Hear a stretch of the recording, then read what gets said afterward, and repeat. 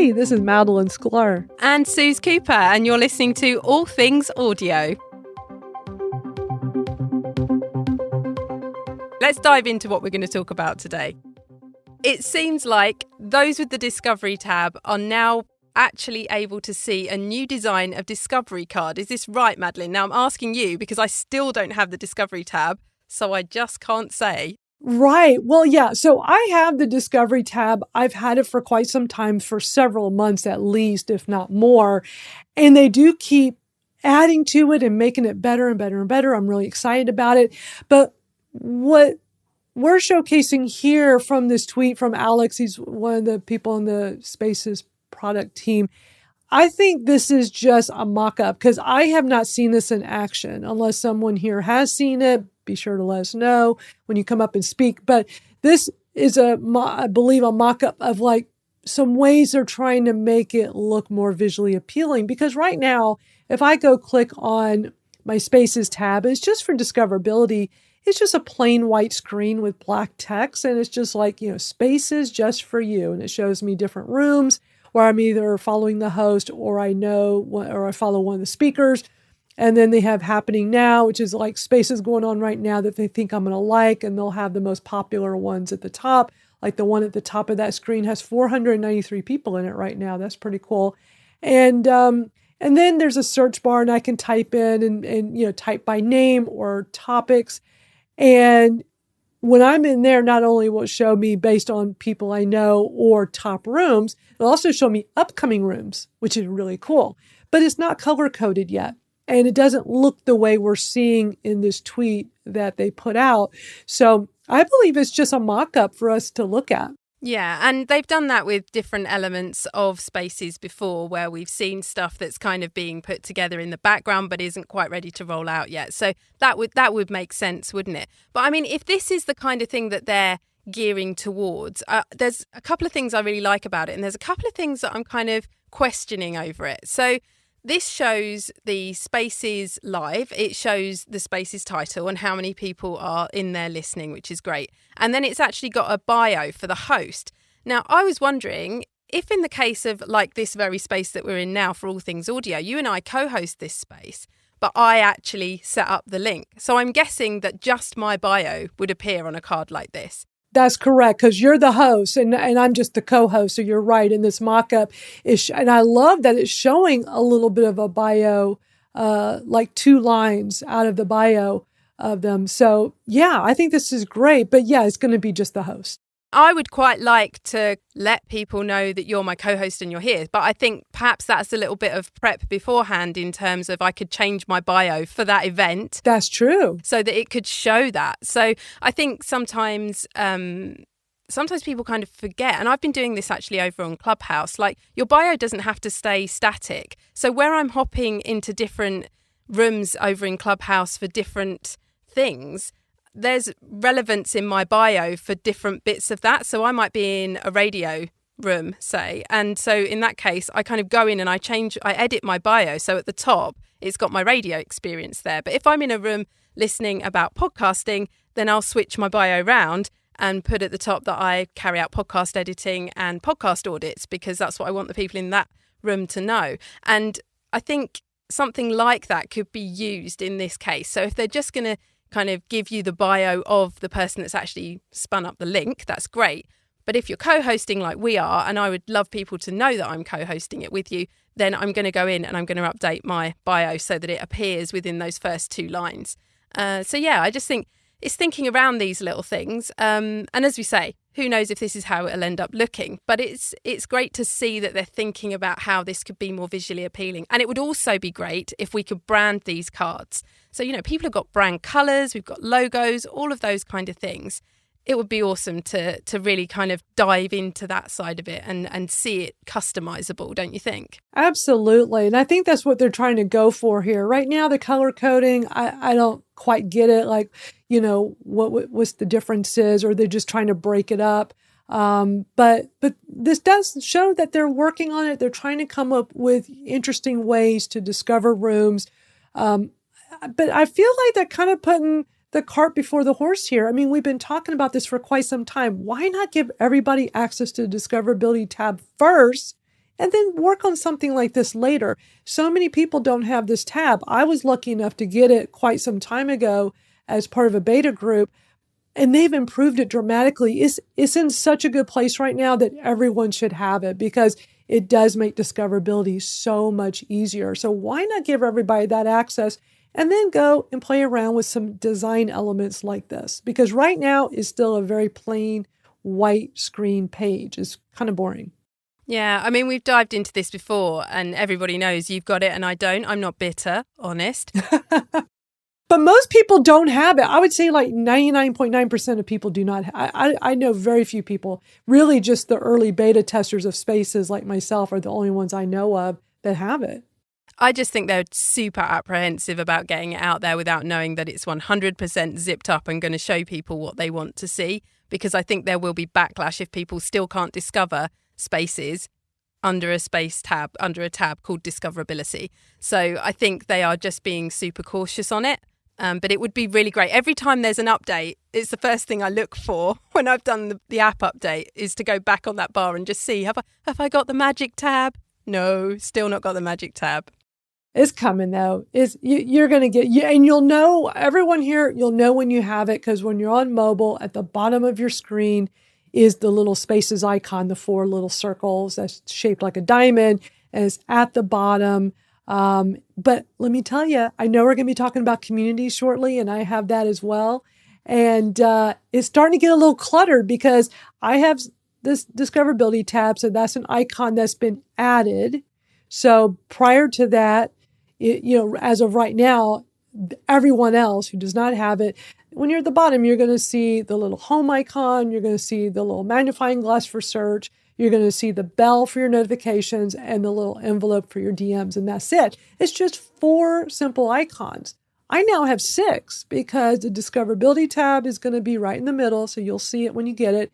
And with this new communities tab, they put the little icon for that right down at the bottom in the middle as well. So my little icons down there at the bottom is looking really cluttered. So they're not going to be able to add anything else to that. So it'll be really interesting how this all plays out. Sure will. So the next thing that we wanted to talk about was end cards for Twitter Spaces. Now, we've always said that this could be a real key piece of sort of real estate for a Spaces host. At the moment, once your space ends, all people can see is that the space has ended and we get the kind of scary monkey emoji. There's so much more that could be done with that. And Danny from the product team actually tweeted out during the week to say that they're thinking about changing what that end card could look like. And so this is the next thing that we wanted to talk about. So on that end card, Madeline, there's going to be kind of various elements about the space, isn't there? Yeah, this is really cool. And this became effective last week. When you're done with a room, and this is something everyone can see, before a room ends, you see on Twitter that ugly purple, card that's like the room is ended, and you click on it. And yeah, it just shows that monkey that's like, oh no, this space has ended. Well, now what you're going to start seeing is a more visually attractive card that has the name of the room, the title of the room. Is going to say how long it was at the top, like, typically an hour. Most rooms are an hour. It'll show you the host and the speakers. That's all. It's not going to show you who all the listeners were, but host and speakers of that room. And what I love about this, Suze, is that this is an interactive Twitter card. So it's going to show you a follow or following button next to each one of these people, the hosts and the speakers. And you'll know if you're following because you're going to see the following in white, whereas the black follow button, if you're not already following them, and maybe you're like, oh, I want to follow all these speakers, you can easily just tap on all of them when you're in this card. So that's pretty cool. I like that. It's no other visuals to it, just the profile picture, small profile picture of each one of these people. But this is definitely a step up from before with the monkey emoji saying this space has ended, right? Yeah, absolutely. It sounds like kind of 40 steps up, really, and some really good ideas there in terms of allowing people to build those connections, even though the space has finished as well. It sounds like it's been thought out quite well. I think so. I like this. I like that you're going to see the title of the room, who the host was, and who were the various speakers, especially if you didn't make it to the room at all, or maybe you were there for part of it, and it's a way to see like, well, who all got on stage and spoke. So that's kind of cool. And it'll be interesting to see if they're going to add more information to this. I'm wondering if they're not putting listeners in there because maybe they're kind of thinking of privacy issues, because this is a Twitter card that stays in Twitter. Like anytime anyone tweets out the Spaces room, whether it was scheduled or during its live room, it is added to your tweet, right? We call it a Twitter card, and it has that purple, rectangular box, and it has the title and who the host is. And when that room is ended, it's still an interactive card, the entire step, whether it's live, is scheduled, or it's ended. And this is just strictly what they're calling an end card. So when a room is over, you'll be able to get this information from every single room. So, and maybe they're thinking because it lives on, and unless you delete the tweet, but wait a minute, this link is public, other people tweeted it out, it could just be all over Twitter. So maybe they're just thinking a step ahead and going, well, maybe some people don't want to be so public that they were a listener in a room. Yeah, and that's been something that I've seen people talking about actually on Twitter this week, is around that privacy, because now we're able to kind of see what spaces people that we follow are in. Obviously, you can turn that off in your own settings, but it's whether or not people really want others to know that they've been in that space particularly. Well, let me explain that setting, because I think not everyone quite understands. There's a privacy setting now. So when you're on mobile, you go over to your, on the top left, you click on it used to be that hamburger menu. Now it's just our profile picture. And once you're on the left sidebar menu, you scroll to the bottom to settings and privacy. And they added a new thing in here under privacy and safety. And when you go there and you scroll down about halfway down, there's a little section that says Spaces, and it's toggled on. You have to turn it off manually if you want it off. And here's what it says: allow followers to see which spaces you're listening to.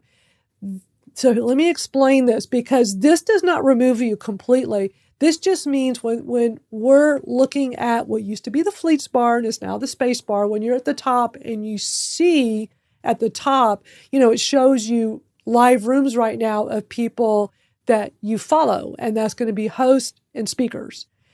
Now what they've done is they added listeners to that. So it's not just the host and speakers. It could be someone that you follow that happens to be just a listener. Like, let's say right now, all the people listening live to this, people could see that in the space bar at the top. If you uncheck this, then they will not see it. But it doesn't mean if they go into the room. This is just when they're just visually looking in the space bar. And I imagine this includes a discoverability tab, because the discoverability tab is the same thing. It's just a passive view, and it just shows you like, okay, people you follow are speaking or in this room right now. So this adds this extra layer, which is just listener only. But if I go take that extra step and I tap and I'm now inside that room, this does not remove you from that. So I just want to make sure everybody's really clear what this means. And there's a little paragraph in this section, in the privacy section, that it says, keep in mind that even with this setting turned off, you will still be visible to everyone when you're in a space. So this is when they just see that there's a live room and people that they follow are hosting, speaking, or listening. That's all that means. But once they tap and go into the live room, they could see you there. That won't change. So does that make sense? Yeah, I think it does. And I think, it's important that everybody's aware of what that privacy setting does and what it means, so that we're informed basically and can make the decision ourselves as to whether or not to turn that on or off, dependent on where we are. Exactly. But it's nice that they are offering that as a way to, if someone's just trying to discover rooms and you're just trying to be more stealth because you're just maybe hopping around and listening to different rooms, that you want that turned off. Okay, here's a way to turn that off. But once someone's in the room, you can't hide. Last week, Madeline, we spoke about being in a room or a space and how long you might spend in that space. And we actually did a Twitter poll about this, didn't we? We sure did. It was a very interesting poll. I was quite impressed with the results, and we're sharing them here with everyone, whether you're listening live and you see it in the nest, or we'll have it in the show notes for all of our podcast listeners. So what do you think of the of this poll? So we asked how long do you spend in one social audio space or room? And this was off the back of an article that we'd found that was saying that people were kind of in there for a good sort of 70 minutes, basically. And so we gave the options of 1 hour plus, just minutes, as long as it takes, or depends on the content. And by far and away, the one with the most votes, 76%, depends on the content. By far and away. So we only had 6% for 1 hour plus, 9% for just minutes, and 9% for as long as it lasts. So for hosts, Madeline, this really means it is about thinking about what your space is going to be about. It's about what you're going to talk about. It's about the content. And that makes perfect sense. I mean, when we had talked about we ran the poll live last week, so we were just kind of giving our thoughts and my thought was, yeah, it depends on the content. I mean, I like to stay in a room for a long period of time, but that content has to motivate me to do that. But it is interesting how you and I host this room every week, and we get people that come here at the very beginning and they stay for the whole thing.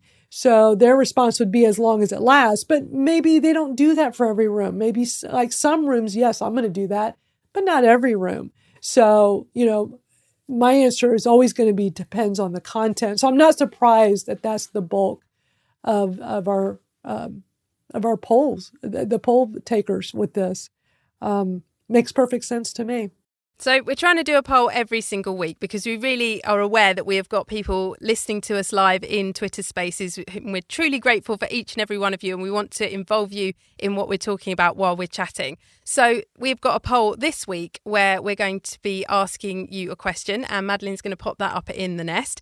And this week we're asking whether or not turning the Fleets bar into the Space bar has helped you to discover more Twitter Spaces. So we've been talking about discoverability, about the discoverability tab. And if you don't have the tab, then effectively the Space bar is your key place, I would imagine, that you're finding out which spaces are live. And so, yeah, we're just asking if that change in feature, they got rid of Fleets and they've introduced spaces into that area at the very top of our timeline. And has that made a difference to the discoverability for you of Twitter Spaces? So everyone in the space, if you'd like to go and click in the poll is open for 24 hours and we'll give a little update during the podcast and then we'll come back to it again next week and let you know what people said. The options are yes, no, and what's the space bar? Now, I posted this poll about an hour before we started this room just to get it going and have it ready to share here in the nest.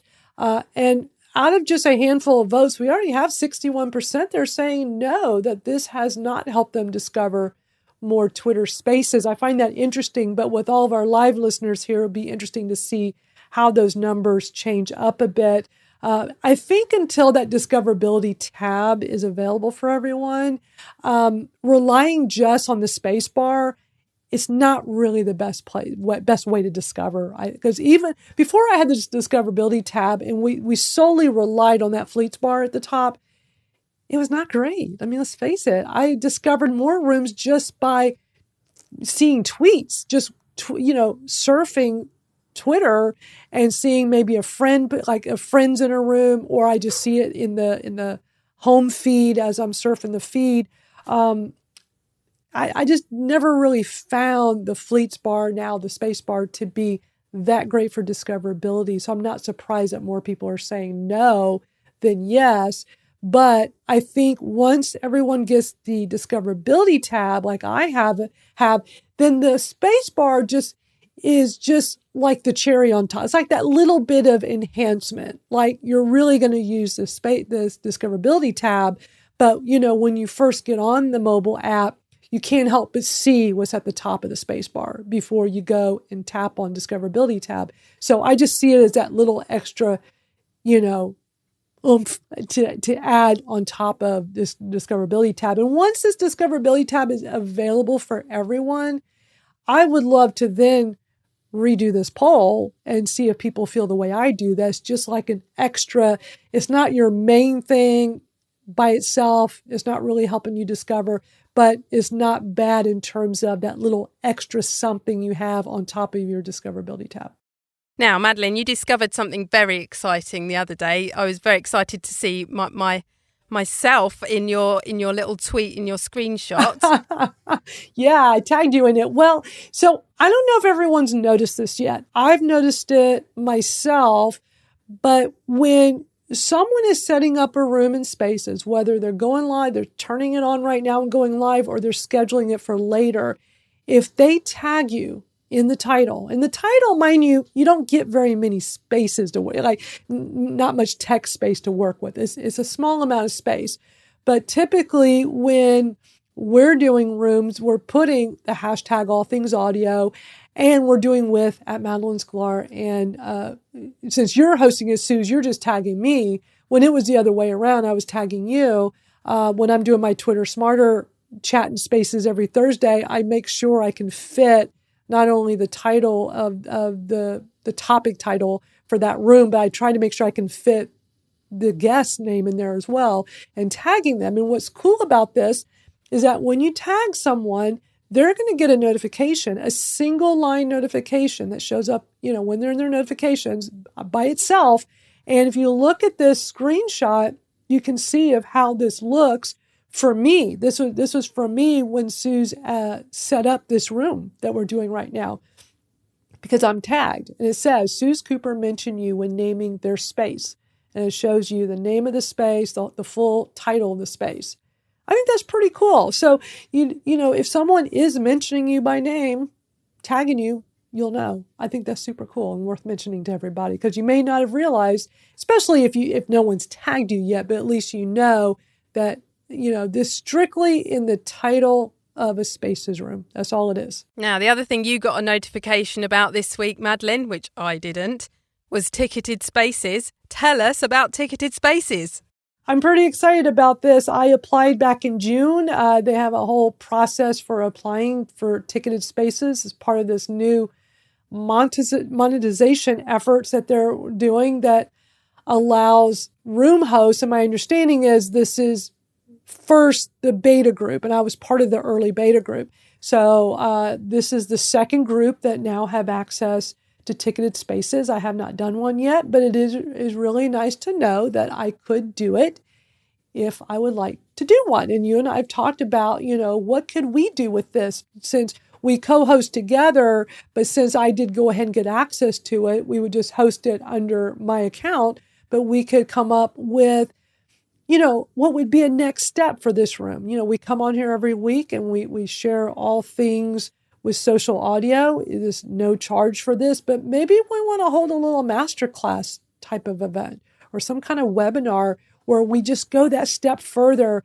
And maybe you all, maybe we'll do a poll sometime soon and kind of get some ideas from you all. Like, what would you be willing to pay for a ticket of space? Maybe $5, $10 to come in and get even more valuable insights and information. So it's interesting that they're doing this, and I do appreciate that they're doing it in waves. They don't want to just let everyone do it all at once. They're still trying to test it out.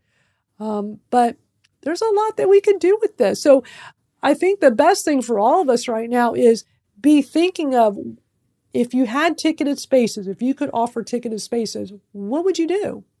And maybe that could be our poll for next week, Suze, like to just kind of, it's not really a yes or no type of poll, but I'd be interested to know, like, if you had ticketed spaces, if you could host your own ticketed spaces, what kind of rooms would you host? And they let you charge between $1 and $999, which is interesting. You can pick the dollar amount and you can choose how many participants. So if you want to keep it small, you could say, well, I'm just going to sell 10 tickets or I'm going to sell 20 tickets. Interesting, isn't it? I mean, I think there's a lot of possibilities with this. Absolutely. And I'm assuming that these ticketed spaces aren't then going to appear in the discoverability tab, or if they do and you haven't got a ticket, is it that you just don't get access? Maybe it's that, actually. I might have even seen that happen. Right. Yeah, you have to buy a ticket to get the access. So it'll be out there. People will be able to see it, but they'd have to purchase a ticket. So if you want to put a little FOMO into it, then you limit how many tickets. So then if there's just a handful of tickets, once they're gone, they're gone. There's the FOMO. And then maybe next time you have more tickets because more people will be interested. I mean, it would be fun to experiment and try different things. So I'm definitely starting to kind of think about, because I've been thinking about it for a while with the 3 rooms I host each week, this being one of them. That co-host, they're all co-hosted rooms, is like, what kind of rooms would I do as a ticketed room? Now, one that I've talked about with my Saturday co-host, with Dariana Lozano, what we do every Saturday is we review Twitter profiles. And it's a lot of fun, but we do it as like a group event. And we all kind of help each other and do it as a group. And we've thought about, well, maybe we would do a ticketed space where it's just for a smaller group and they get more hands-on from us. Because when we do this each week, not everybody gets an opportunity to get their Twitter profile reviewed. There's just not enough time. We usually just review a few profiles. But maybe as a ticketed space, we can really just hone in on a smaller group and give everybody the chance to be heard and less specifically help each person. Lots of different ways we can do things with ticketed spaces. But I think now's the time for everyone to be thinking about, if you can monetize your room in spaces, what would you do? And that's where this ticketed spaces comes into play. And you can still apply. I have to go find the tweet, but if you just go to Twitter Spaces, I know they put it out there. There's like a wait list, so you could still apply, but just be advised, I applied in June and I just now got this in September. So it was quite a wait. And I actually think it's really interesting what might happen with ticketed spaces meeting communities, potentially. Yes. Communities is brand new. They just like literally put this out several days ago, and it's just a handful of these communities. It's not easy to find them. There's no searchability right now. The only way you know is to get invited in, and everyone gets 5 invites. So they're really keeping this as a very small thing. I just shared some tweets about this, including what I'm calling my first look. I got access to Social Media Geek Out over the weekend, and that's the one with Matt Navarra. He has his popular podcast called Social Media Geek Out and the newsletter, and he started doing a weekly room in spaces for it. So he was one of the first people to get access, and I have found this to be really, really interesting. It's not quite like Facebook groups, and we all have to keep in mind this is so brand new, so there's not a lot of functionality yet, but it's really cool how you can have a place in Twitter that's just a private group. And while the groups can be seen by the public, not at the moment because there is no discoverability, but once there is discoverability, then you would see that I'm in this group. But right now, there really is no way for you to discover this group or even know I'm a part of it. But I can tweet just to the group. And so they made it so that when you're composing a tweet, you can compose to everyone or compose just to this one group. And then when you're in this group, you can tweet directly to the group in there. But unfortunately, right now, when you tweet in the group, it's just one long scrolling page. And so I'm hoping they'll come up with a way where things can be categorized, things can be searched for. Because right now, if I don't check it every day, it's going to be a lot of stuff jumbled together, and then it won't be cool or fun. Yeah, I mean, I can totally see, though, how once you've got communities, you can then have spaces for that community and then, rolling into those ticketed spaces for that community. So I kind of feel like they're putting out all the building blocks, and eventually they might all join up together. And I think that's quite exciting to watch that happening. Yeah, I'm hoping that, spaces will be incorporated so that there will be some social audio aspect to this. But so far, it's just a way to just tweet to a very specific group. It's interesting. It'll be interesting to see how this all starts to unfold over time. Madeline, voice tweets. You've been talking about this with Social Media Examiner, and you did a little bit of research about how people were using voice tweets. And yeah, what did you discover? Yeah, this is really cool. So last Friday, I was the guest on Social Media Examiner's popular weekly show. It's called Social Media Talk Show with Michael Stelzner. And they've been bringing me on about every couple of months now because there's so many new things to talk about with Twitter. And one of the things they wanted me to discuss was voice tweets. So ahead of time, I thought I'm going to do a little poll about this. Plus, I just trying to get more opinions from people about voice tweets. You and I have talked about this quite a bit, and it's something that we think is really cool and a valuable part of your Twitter marketing, but so few people do this. So what I did is I first did a tweet where I was just asking, what do you think of this? The only person I know that truly does this daily is Jennifer Navarrete. She is phenomenal with utilizing voice tweets. So I made a voice tweet. I tagged her. I was just trying to just get people to kind of tell me what do they think about this. And then I did a Twitter poll as well. And I said, what do you think of voice tweets? Do you use this feature? And what's interesting, and I wasn't too happy about this, but 41% said no, not interested in it. I want to know, is this something you use all the time? Sometimes, no, I'm not interested, or we can do voice tweets. Like plenty of people don't even know what this is that I'm even talking about. So 9% says they use it all the time. I was hoping to be more people that were using it more. 16% said sometimes, but 41% said no, not interested in it. And 34% said, oh, we can do voice tweets. So wasn't too happy with these results. I'm sure you weren't either, because I know how much you like this feature, being able to use voice tweets. I do, but I think the key to this poll is really in that 34%. It's in the we can do voice tweets. And also, I do believe it is still only actually available on iOS. There's still going to be a huge swathe of people that can't do voice tweets. It is a mobile only thing and it's iOS. So yeah, I'm surprised by this. I was so sure that Android had this by now. And you're right. I mean, apparently it's not an Android feature, because I had somebody that was watching the live stream on Friday, somebody I know tweeted me and said, I still don't have this on Android. So I'm like, I thought by now Android would have had it. So I was sorry that I did not even realize it wasn't available for Android. But yeah, they need to let people know about this, and they need to have it available to everyone. I mean, those are two important things here.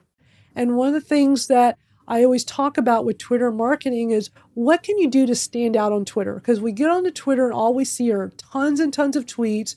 How do we stand out? And one of the things I always talk about, video on Twitter will help you stand out. Your own custom GIFs will help you stand out. Well, so will audio tweets, because it's just something that people don't really do, and it's a way to set yourself apart from others.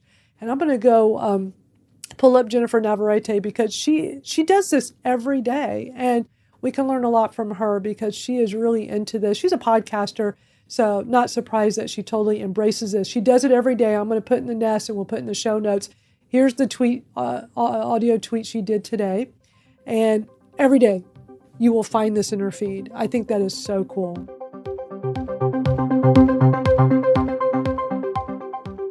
Thank you to all of our speakers who came on and shared so much great stuff.